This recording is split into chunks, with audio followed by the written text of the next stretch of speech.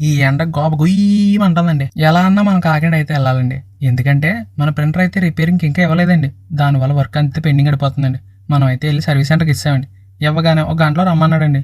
మనం అయితే నీట్గా బిర్యానీ తినడానికి వచ్చామండి. అంతలోకి అన్నయ్యకి అయితే ఫోన్ కొట్టామండి. ఇలా ఫోన్ కొట్టగానే అన్న అలా జుయ్యని వచ్చాడండి చువ్వలాగా. అన్న నీట్గా F2 బిర్యానీ చెప్పాడండి. నీట్గా కుమ్మేసామండి. ఇలా కుమ్మేమో లేదో అలా ఫోన్ అయితే వచ్చిందండి. బ్రో మీరు ఇచ్చిన ప్రింటర్ అయిపోయింది, బేగా వచ్చి పట్టుకోండి. మనకి అలా కాల్ రాగానే ఇలా అయితే ప్రింటర్ తీసేసుకున్నామండి. ఇలా తీసుకున్నారో లేదో అలా ఇంకో ఫ్రెండ్ ఫోన్ చేశాడండి. మామా నేను ఇక్కడే ఉన్నాను మామా, నువ్వు రా మామా, చూడాలి మామా అని అన్నాడండి.